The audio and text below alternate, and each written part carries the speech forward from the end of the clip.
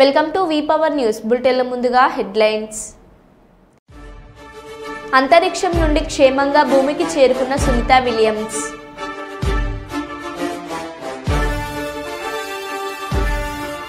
సుదీర్ఘమైన వర్గీకరణ పోరాటంలో ఎంతో మంది ప్రాణాలు కోల్పోయారు. శాసనసభలో ముఖ్యమంత్రి రేవంత్ రెడ్డి.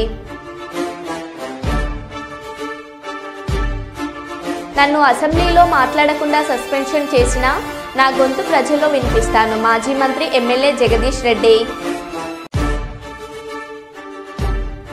ఢిల్లీలో పార్లమెంట్ ఎంపీలతో కలిసి ఆల్ ఇండియా బీసీ కాన్ఫరెన్స్లో పాల్గొన్న బీసీ సంక్షేమ సంఘం పెద్దపల్లి జిల్లా అధ్యక్షుడు తాళ్లపల్లి మనోజ్ గౌడ్. పరకాల పట్టణ కేంద్రంలో ఎంఆర్పీఎస్ ఆధ్వర్యంలో 9వ రోజు రిలే నిరాహార దీక్షకు పరకాల జర్నలిస్టుల సంఘం మద్దతు.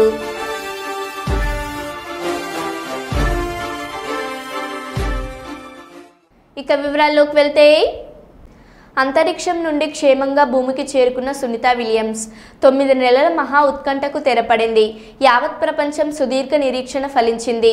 అంతర్జాతీయ అంతరిక్ష కేంద్రంలో 9 నెలలుగా చిక్కుకుపోయిన భారత సంతతి వ్యోమగామి సునీత విలియమ్స్ బూచ్ విల్మిల్లో భారత కాలమానం ప్రకారం బుధవారం తెల్లవారుజామున 3:27 గంటలకు అమెరికాలోని ఫ్లోరిడా తీరంలో సాగర జలాల్లో క్షేమంగా దిగారు. స్పేస్ ఎక్స్కు చెందిన క్రూ డ్రాగన్ ఫ్రీడమ్ వారిని సురక్షితంగా పుడమికి తీసుకొచ్చింది. సునీత విల్మోరలతో పాటు నాసాకు చెందిన కమాండర్ నిక్ హేగ్, రష్యా వ్యోమగామి అలెగ్జాండర్ గోర్బునోవో కూడా ఐఎస్ఎస్ నుంచి ఇదే వ్యోమనౌకలో పుడమికి చేరుకున్నారు. క్రూ డ్రాగన్ వ్యోమనౌక నుంచి బయటకు వచ్చిన అనంతరం సునీత విలియమ్స్ అభివాదం చేస్తూ వైద్య పరీక్షల నిమిత్తం హ్యూస్టన్లోని జాన్సన్ స్పేస్ సెంటర్కు చేరుకున్నారు. అక్కడే వారికి కొన్ని రోజుల పాటు ఆరోగ్య పరీక్షలు చేయనున్న వైద్యులు. సుదీర్ఘకాలం స్పేస్లో ఉండడం వల్ల పలు ఆరోగ్య సమస్యలను ఎప్పటికప్పుడు వైద్యులు పరీక్షించనున్నారు.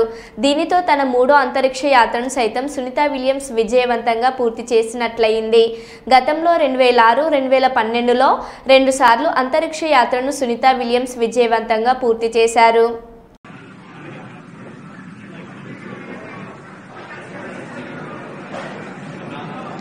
There we have it, some waves, some thumbs up and some smiles. Janagama నుండి సూర్యాపేట హైవేపై ప్రమాదాలను నివారించేందుకు దేవరపుల మండలం ధరావత్ తండాలో ట్రాఫిక్ సంకేతాల బోర్డులను సిఐజి మహేందర్ రెడ్డి ఆధ్వర్యంలో ఏర్పాటు చేశారు. ఈ సందర్భంగా వారు మాట్లాడుతూ దేవరపుల, పాలకుర్తి, కొడకండ్ల మండలాలలో 9 చోట్ల ట్రాఫిక్ సంకేతాల బోర్డులను ఏర్పాటు చేసినట్లు తెలిపారు.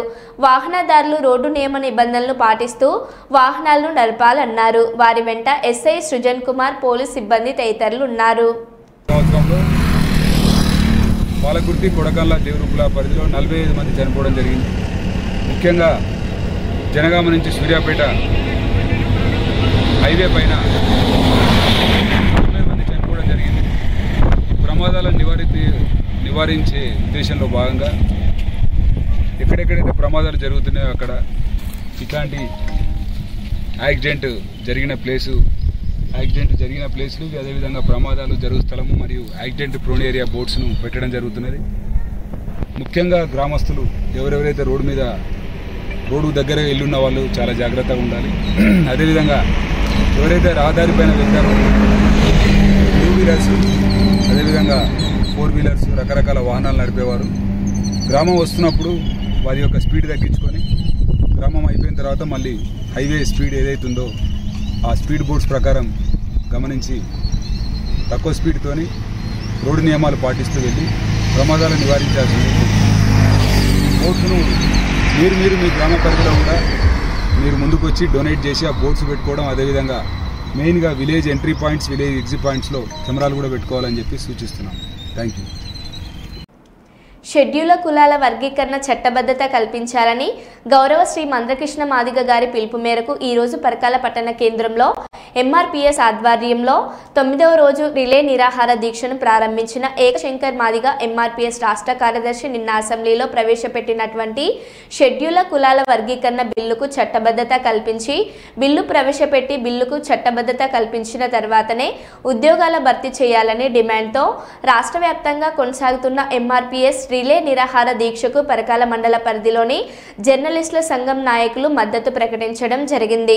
ఈ యొక్క కార్యక్రమంలో జర్నలిస్టు సంఘం నాయకులు దాసర్ రమేష్, ఎండి పాషా, మాదిగ జర్నలిస్ట్ ఫోరం నాయకులు కొడపాక భాస్కర్ మాదిగ, మాదిగ విద్యా సమైక్య బొచ్చు నవదీప్ మాదిగ, ఏక్ కృష్ణ ఏక్ మాదిగ, వంటర్ పరమేష్ మాదిగ, బొచ్చు రాకేష్ మాదిగ, బోట్ల జాను మాదిగలు పాల్గొన్నారు.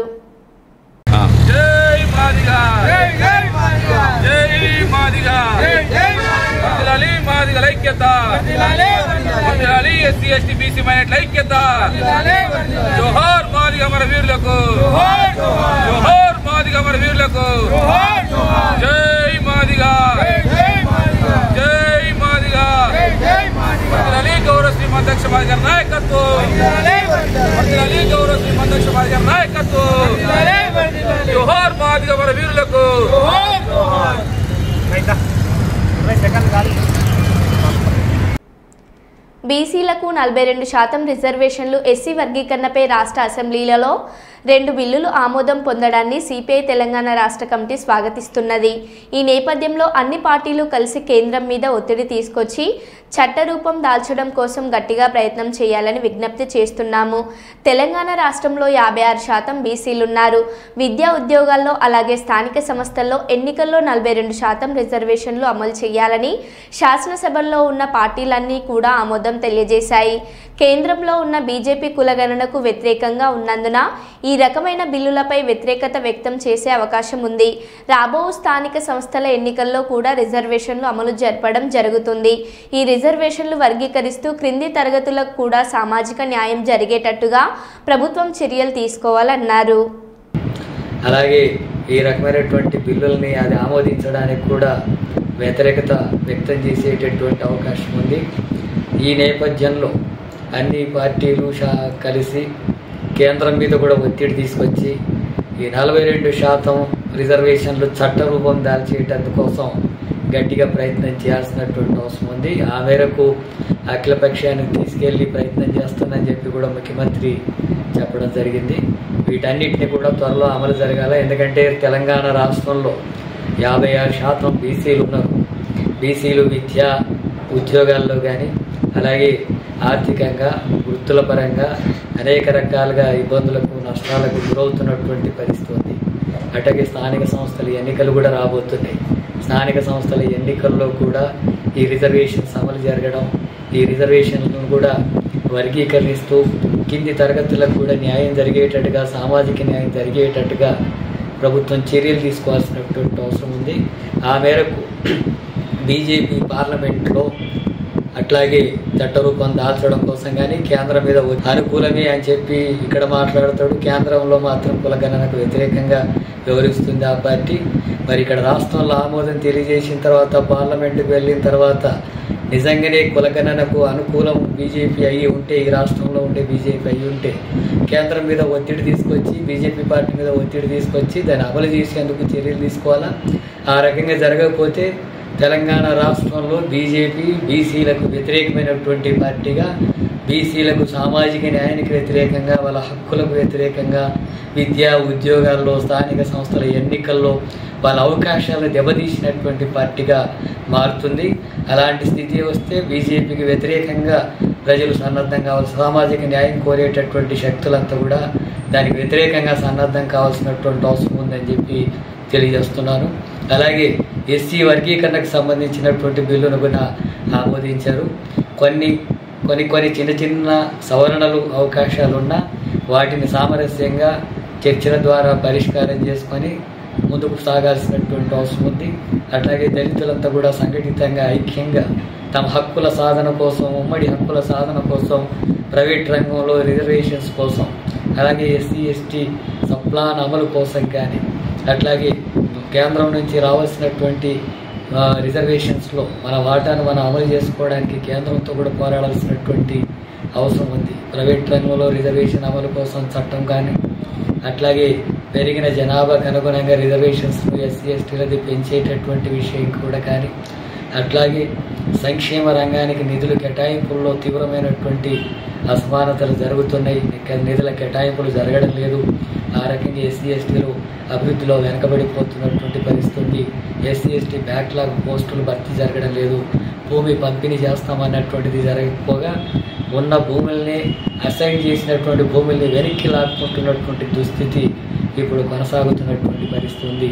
ప్రభుత్వ రంగం నిర్వీర్యమైపోయి రిజర్వేషన్స్ నిరుపయోగంగా మారుతున్నటువంటి పరిస్థితి కూడా కేంద్ర ప్రభుత్వ విధానాల ఫలితంగా అలాంటి స్థితి వస్తుంది.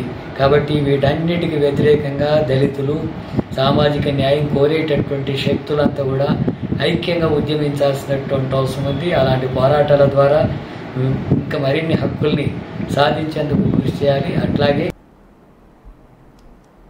విస్తరణ శిక్షణ కేంద్రంలో భోజనం పలహారం సరఫరాకు సంబంధించి ఎక్సెట్రా ప్రిన్సిపల్ టెండర్లు పిలవడం జరిగింది. దీనిలో భాగంగా మధ్యాహ్నం 1 గంట వరకు స్వీకరించారు. ఇందులో నగరు అభ్యర్థులు టెండర్లు వేసి ఉన్నారు. అయితే ఈ యొక్క టెండర్లు తిరిగి ఇదే రోజు మధ్యాహ్నం 3 గంటలకు ఓపెన్ చేసి ఎవరికి టెండర్ ఖరారు చేయవలసి ఉండగా టెండర్లు నిలపాలని అధికారులకు హుకుం జారీ చేసిన ఎమ్మెల్యే నిమ్మకాయల చిన్నరాజప్ప తీరుకు నిరసనలు తెలియజేశారు. ఎందుచేతననగా ఒకే సామాజిక వర్గానికి చెందిన ఒకే చోట నివసిస్తున్న వ్యక్తుల మధ్య ఇలాంటి దుర్మార్గపు రాజకీయాలు చేయడం రాజప్ప గారికి సరికాదని, దీని కారణంగా దళితుల మధ్య విభేదాలు చెలరేగి ఒకరినొకరు చంపుకోవడం వంటి ఆత్మహత్యలు రాజకీయ ప్రేరించినట్లు అవుతుందని దీనికి ఉదాహరణ వేటపాలెం సంఘటన మనం ఇంకా మరవలేదన్నారు. ఇలాంటివి మానుకోవాలని ఎమ్మెల్యేని హెచ్చరించారు.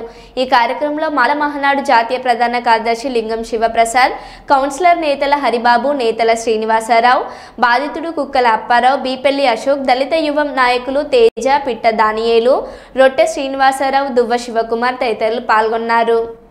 పోవడానికి కారకులైనటువంటి చిన్నరాజప్ప గారు మళ్ళీ ఇదే సంఘటన మరి సామర్లకోటంలో ఈ ఏళ్ల తరబడి నుంచి మరి ఫుడ్ సప్లై కాంట్రాక్ట్గా పనిచేస్తున్నటువంటి మరి ఒక అసామికి వాళ్ళ ఇంటి ముందే వేరే వాళ్ళకి నేను మాట ఇచ్చాను అన్నట్టుగా ఒక కాళ్ళ రవీంద్ర అన్న వ్యక్తికి నేను మాట ఇచ్చాను, నేను అనుకున్న వ్యక్తులకే కాంట్రాక్ట్ రావాలని చెప్పేసి ఈటీసీ ప్రిన్సిపల్ గారికి హుకుం జారీ చేయగా ఈవేళ మధ్యాహ్నం వరకు 1 గంట వరకు మరి టెండర్లు అనేవి 4 టెండర్లు తీసుకున్నారు. ఆ టెండర్లు 3 గంటలకల్లా ఓపెన్ చేసి ఎవరు ఎక్కువ టెండర్ కోట్ చేస్తే వాళ్ళకి ఇవ్వాల్సిన పరిస్థితుల్లో మరి గతం నుంచి జరుగుతూ ఉన్నది. అలాంటి సందర్భంలో మరి ఎమ్మెల్యే గారు ఫోన్ చేయడం, ప్రిన్సిపాల్ గారు ఆ బాక్స్ని సీల్ చేసిన బాక్స్ని లోపల పెట్టించడం, మరి రేపు ఏవేమి మరి పరిణామాలు చోటు చేసుకుంటాయో మరి అందరూ గమనించుకోవాలి. ఎందుకంటే హత్య రాజకీయాలు ఎక్కడి నుంచే మొదలు పెడుతున్నారు. మరి టీడీపీ నిమ్మకాయల చినరాజప్ప గారు మీరెంతో మంచివారు, సౌమ్యులు. ఈ నియోజకవర్గంలో పెద్దాపురం ప్రజలు 3 సార్లు ఓట్లేసి నెగ్గించారు. మరి మీరు ఒక వర్గానికే మీరు పాటుపడతారంటే ఇక్కడ దళిత సమాజ వర్గం 2 కూడా దళిత సమాజ వర్గాలే. మీరు 2 సామాజిక వర్గాలని మరి దృష్టిలో పెట్టుకుని ఒక వర్గానికి ఇంకో వర్గానికి మరి గొడవలు తెచ్చే కార్యక్రమం మీరు రేపుతున్నారు. ఎక్కడో రాయలసీమలోని కడపలోనే ఉన్నటువంటి నైజాన్ని ఈ పెద్దాపురం నియోజకవర్గానికి అంటగట్టడం మరి సంస్కృతి సంప్రదాయం కాదని చెప్పేసి ఈ సందర్భంగా ఎమ్మెల్యే గారిని హెచ్చరిస్తా ఉన్నాము. మరి రాబోయే రోజుల్లో దీనికి పరిణామం మరి మరింత తీవ్రతరంగా ఉంటుందని చెప్పేసి సందర్భంగా చూస్తూ యథావిధిగా మరి ఆ యొక్క టెండర్లు ఏవైతే ఉన్నాయో పోలీసుల సమక్షంలో, ఎంఆర్ఓ గారి సమక్షంలో దగ్గర పెట్టి ఓపెన్ చేయించి మాకు న్యాయం చేయవలసిందిగా కోరుతూ ఉన్నాం. ఢిల్లీలో పార్లమెంట్ ఎంపీలతో కలిసి ఆల్ ఇండియా బీసీ కాన్ఫరెన్స్లో పాల్గొన్న బీసీ సంక్షేమ సంఘం పెద్దపల్లి జిల్లా అధ్యక్షుడు తాళ్లపల్లి మనోజ్ గౌడ్ మార్చి 18, 19 దేశ రాజధాని ఢిల్లీ తెలంగాణ భవన్లో జాతీయ బీసీ సంక్షేమ సంఘం ఉపాధ్యక్షులు మట్ట జయంతి ఆధ్వర్యంలో జరిగిన ఆల్ ఇండియా బీసీ కాన్ఫరెన్స్లో తెలంగాణ, ఆంధ్ర వివిధ రాష్ట్రాల ఎంపీలతో పాటు పాల్గొని మనోజ్ గౌడ్ మాట్లాడుతూ మహిళా రిజర్వేషన్ 33% కోటాలో 50% మహిళలకి సబ్ కోటా కేటాయించాలని, బీసీ మహిళలకి అన్ని రంగాల్లో ప్రోత్సాహం ఇవ్వాలని అన్నారు. వారికి సరైన అవకాశాలు, గౌరవం, రాజ్యాధికారం ఇవ్వాలని, మహిళల హక్కుల కోసం సంఘం భవిష్యత్తులో చేసే అన్ని ఉద్యమాలకు మా మద్దతు ఉంటుందని తెలిపారు. ఆధ్వర్యంలో చలో ఢిల్లీ కార్యక్రమానికి తరలి వచ్చిన ఉమ్మడి కరీంనగర్ నుంచి 3 జిల్లాల నుంచి సిరిసిల్ల, పెద్దపల్లి, కరీంనగర్ జిల్లాల నుంచి తరలి వచ్చిన మహిళా మూర్తులకి, నాయకులకి అందరికీ నమస్సుమంజలు తెలుపుతూ చలో ఢిల్లీ కార్యక్రమాన్ని విజయం చేసిన ప్రతి ఒక్కరికి ధన్యవాదాలు తెలుపుతా ఉన్నాను. అదేవిధంగా నిన్న కాంగ్రెస్ ప్రభుత్వం తెలంగాణ రాష్ట్రంలో చేసిన తీర్మానం 42%కి బిల్లు చేయాల్సిందిగా, దానికి బిల్లు చేసి చట్టబద్ధత కల్పించి పార్లమెంటుకు పంపించాల్సిందిగా మనవి చేస్తూ చలో ఢిల్లీ కార్యక్రమానికి తరలివచ్చిన ప్రతి ఒక్కరికి, సహకరించిన నాయకులకి అందరికీ పేరు పేరున ధన్యవాదాలు తెలుపుతూ బీసీల ఐక్యత ఇలాగే కొనసాగిస్తూ జిల్లాల్లో ఇంకా దృఢంగా కమిటీలని వేసి ఇలాంటి కార్యక్రమాలను విజయవంతం చేయాల్సిందిగా ప్రతి ఒక్క బీసీ బిడ్డకి పిలుపునిస్తా ఉన్నాం. ధన్యవాదాలు. దేశంలో ఎక్కడా లేని విధంగా తెలంగాణ అసెంబ్లీలలో బీసీలకు 42% మరియు ఎస్సీ బిల్లును ఏకగ్రీవ తీర్మానంతో ప్రవేశపెట్టిన ఘనత రాష్ట్ర ముఖ్యమంత్రి రేవంత్ రెడ్డికి దక్కుతుందని కాంగ్రెస్ రాష్ట్ర నాయకులు శ్రీనివాస్ అన్నారు. వరంగల్ నగరంలోని పోచం మైదాన్ జంక్షన్లో తెలంగాణలో 42% బీసీ బిల్లుతో పాటు ఎస్సీ వర్గీకరణ బిల్లుకు ఆమోదం తెలపడాన్ని హర్షిస్తూ కాంగ్రెస్ నాయకులు బాణసంచా పేల్చి సంబరాలు నిర్వహించారు. రాష్ట్ర ముఖ్యమంత్రి రేవంత్ రెడ్డి దేశంలో ఎక్కడా కూడా చేయని సాహసోపేతమైన నిర్ణయాన్ని తీసుకున్నాడని, ఈరోజు అసెంబ్లీలో 42% బీసీ బిల్లుకు ఆమోదం పొందడంతో పాటు ఎస్సీ వర్గీకరణ బిల్లుకు ఆమోదం పొందాడని తీవ్రంగా హర్షిస్తున్నామని, రాష్ట్ర ముఖ్యమంత్రి రేవంత్ రెడ్డి నాయకత్వంలో బీసీలకు న్యాయం జరుగుతుందని ప్రజలు నమ్ముతున్నారని అన్నారు.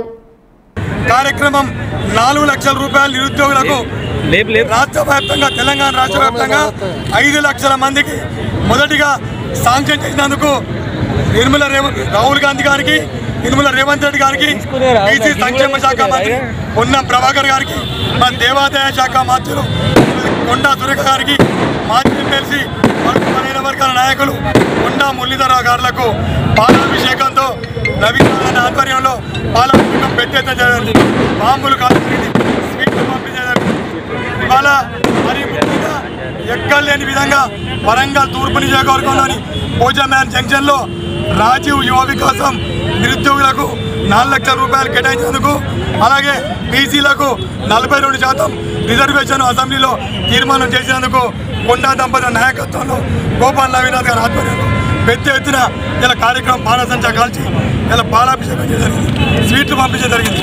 మరి ముఖ్యంగా ఏంటంటే ఇవాళ రాష్ట్ర ప్రజలకు తెలియజేదంటే, తూర్పు నియోజకవర్గ ప్రజలకు తెలియజేదంటే, రాహుల్ గాంధీ గారు ఏదైతే మాట మాట ప్రకారం ఏఐసీసీ నేత రాహుల్ గాంధీ నాయకత్వం కూడా సంక్షేమ పథకాలు అందుతూ ఉన్నాయి.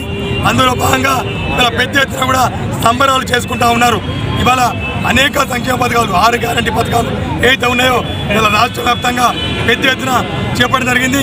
మరి ముఖ్యంగా ఏంటంటే ముఖ్యమంత్రి రేవంత్ రెడ్డి గారికి, ఏఐసీసీ అగ్రనేత రాహుల్ గాంధీ గారికి వరంగల్ తూర్పు నియోజకవర్గం నుండి కొండా దంపతుల నాయకత్వంలో వారికి శుభాభినందనలు తెలియజేస్తూ పెద్ద ఎత్తున కార్యక్రమం జరిగింది. ప్రతిపాడు నియోజకవర్గం ఏలేశ్వరం గత నెల 9వ తేదీన ప్రధాన రహదారిలో సిద్ధానా జ్యువెలరీ నందు జరిగిన చోరీని ప్రతిపాడు పోలీసులు ఛేదించారు. ఈ సందర్భంగా నిందితులను చోరీ సొత్తును మీడియా ముందు హాజరుపరిచారు. ఈ సందర్భంగా ఏర్పాటు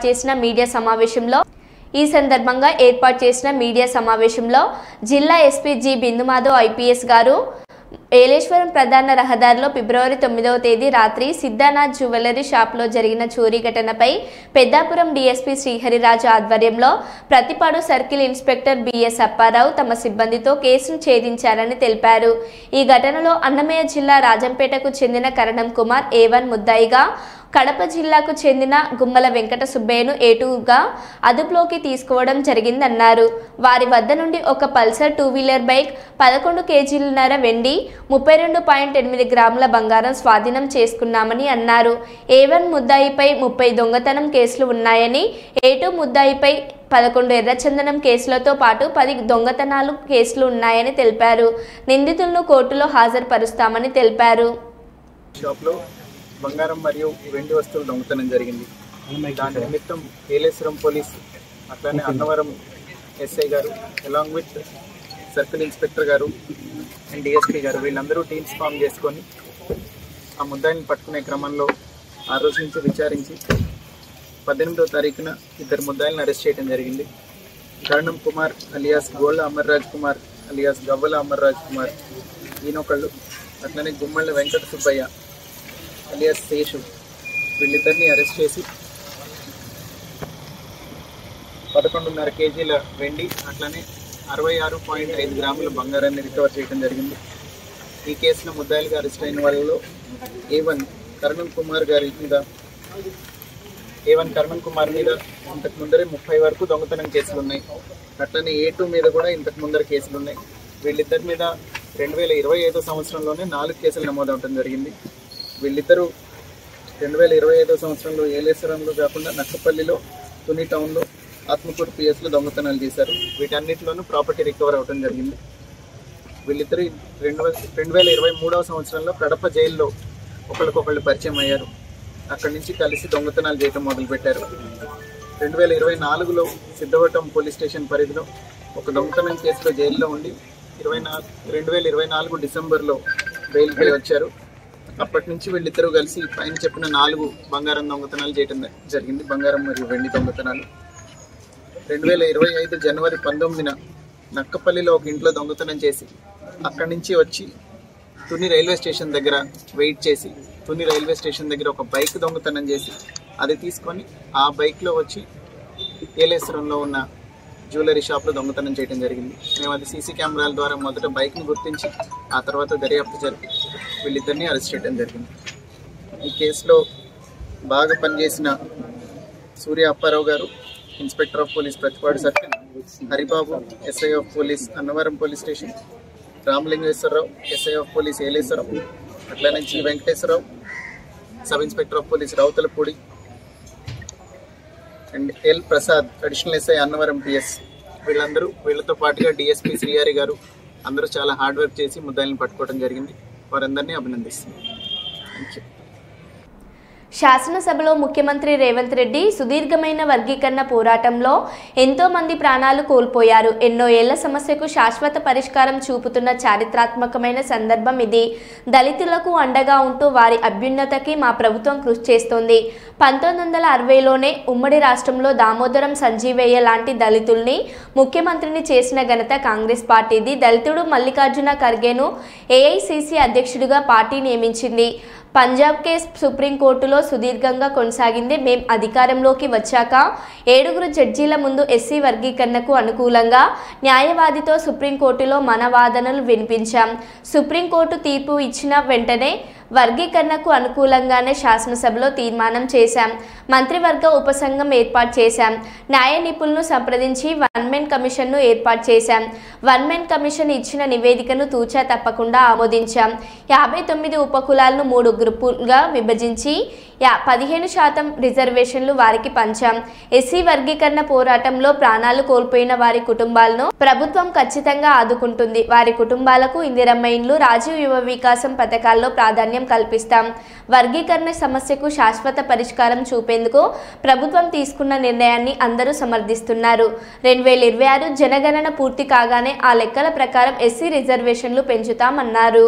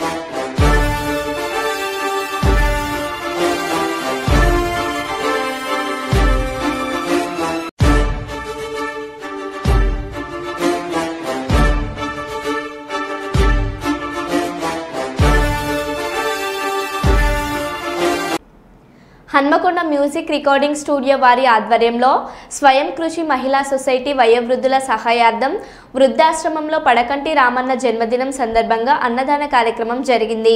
హన్మకొండ మ్యూజిక్ ఇన్ఛార్జ్ భిక్షపతి చేయడం జరిగింది. మరియు ఈ కార్యక్రమానికి ముఖ్య అతిథిగా వరంగల్ జిల్లా Pawan Kalyan fans youth president Tallapalli Arjuna Goud హాజరవ్వడం జరిగింది. ఈ కార్యక్రమంలో ములుగు శంకర్, రామంచ సుమన్, ఉప్పరపల్లి రాజు, మాస్కే రాజు, పండేల అరవింద్ పాల్గొనడం జరిగింది.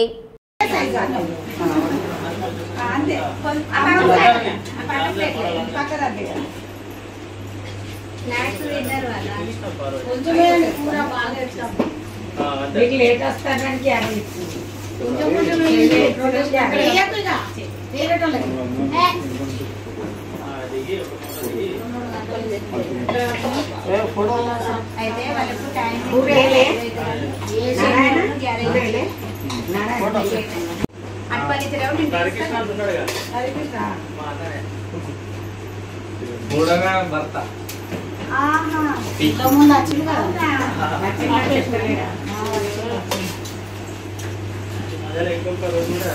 మార్నింగ్ ఎర్లీ మార్నింగ్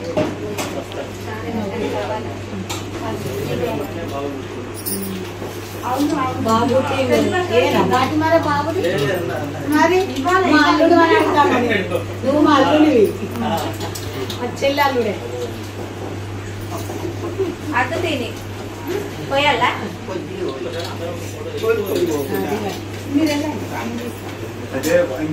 అబ్బాయి దగ్గర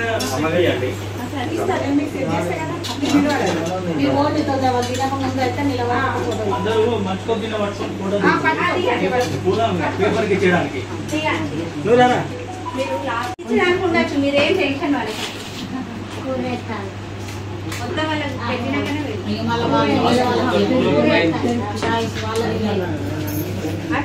ఆ లైన్కి వచ్చినాక వాళ్ళు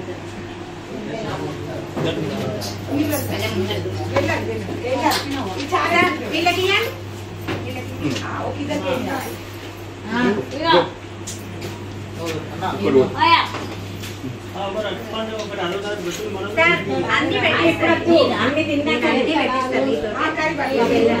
ఓకే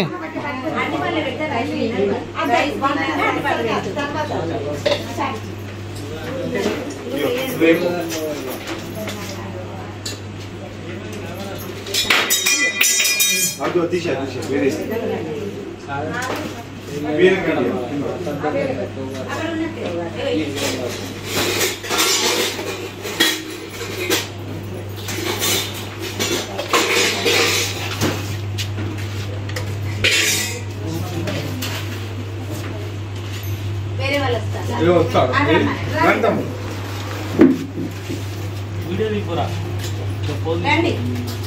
మరో బులెటిన్లో మళ్ళీ కలుద్దాం. Stay tune.